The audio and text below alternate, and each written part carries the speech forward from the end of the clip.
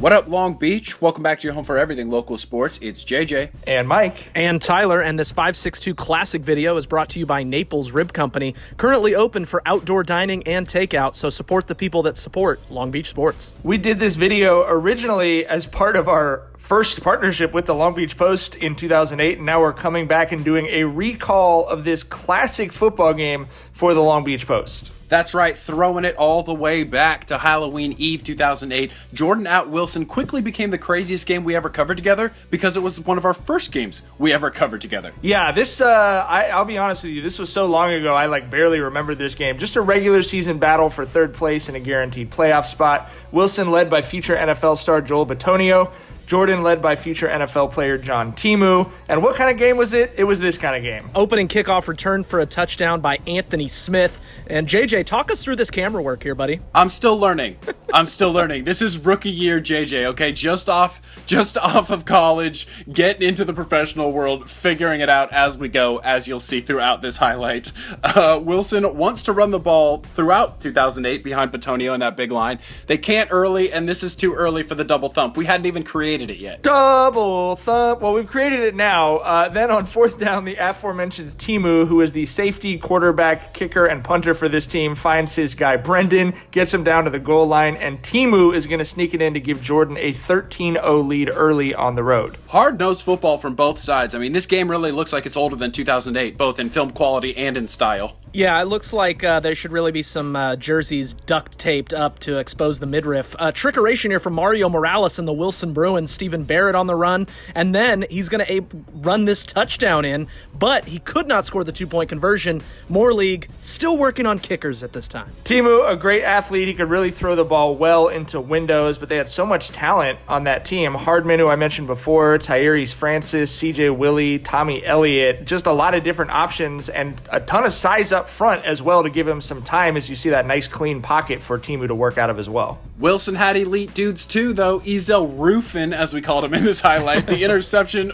return for the touchdown, but one of those huge blocks you just saw was called back. Look at how good this tackling is, guys. The Moore League was just built different back then. Well, the weight rooms were certainly maybe a little bit more active. I mean, we were talking about that watching this video a little bit earlier. They're just huge, and also great defensive coaches on both sides. You had guys like Tani Maka for Jordan and Philip Wilson for Wilson, who I think these guys would be stars in today's Moore League, and that's just how big role players were in 2008. They both had over 100 tackles that year. They certainly would. Again, Jordan grabs momentum again with this Tommy Elliott interception. He was phenomenal in their secondary that year. And then Timu starts to feed Francis on the far sideline. He would get into that rhythm. He'd find a guy and then just feed him like this 3 times in a row. But he had such good coaching that they would just get him going one way and then throw back the other. This time, it's Timu to CJ Willie. And that is a dime. I mean, that is a terrific throw. And then Timu outside of the pocket was like Vic on 04 Madden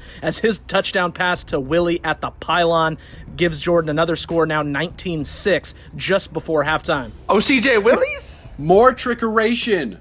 A double reverse 53-yard touchdown pass to Christian Rogers from Rufin. It was his only pass of the season. It's Ruffin, by the way. We just said it wrong. And this is my halftime B-roll for an incredible game. This is it. That is inexcusable, man. I hate when we do these old videos because JJ beats himself up about stuff that I still do and feel good about. You know what I mean? I feel like it's just a big subtweet at me, basically. Look at me trying to be Scorsese right here, dude. What am I on the ground for? I love that shot. Working too hard. You had to tie your shoe, JJ. You had to tie your shoe. But yeah, of course, Brandon Robertson going to run behind Bitonio and the boys. Robertson averaged over 6 yards per carry in that second half. And again, Wilson with some trickeration, a fake field goal shovel pass. Jamari Roberts, you think he's down. Nah, he breaks through for a go-ahead touchdown on that fake field goal. Late in the third, Wilson's up 20-19. Roberts just a playmaker for the Bruins. Just a quick reminder of how deep and talented the Moore League was. Poly and Lakewood play in the semifinals this year, but then you have 2 teams battling for third place where both teams have NFL players. Wilson has an NFL Pro Bowler in Bitonio, but Wilson's also got a Stanford receiver in Jamari Roberts and a future D1 receiver and NFL camp guy in Ezel Ruffin. I mean, just an insane amount of talent in the city at this time. Back to the highlight as I try to win some sort of art house award with it. Why did I need the W right there? Dubs. And then I let this ride out just to show one play that wasn't even successful. Story of the game, JJ. Jordan Pinback got a punt early on in the drive. Barrett going to find Shane Garcia, one of our favorite dudes from that team, for the touchdown. An 8-point lead for Wilson with 11 minutes to play. So they're in the driver's seat, right? Here comes the M. Night Shyamalan of all twists for high school football here in Long Beach. For the first time that season, Jordan runs the triple option with Timu, and it works to perfection. Great call by coaches Scott Meyer and Thomas Barnes, but really, it's just giving your best player the ball with 3 options on every play. Yeah, and Timu obviously was so smart as well. I mean, they trusted him with every aspect of their offense and defense. And look at this TD run, you guys. Unreal. Yeah, it worked out because he had the smarts to make the right call, and often the right call was, I'm going to just do it myself. Yeah, Timu says, what's a Bruin to a Chicago Bear as he plows his way in there.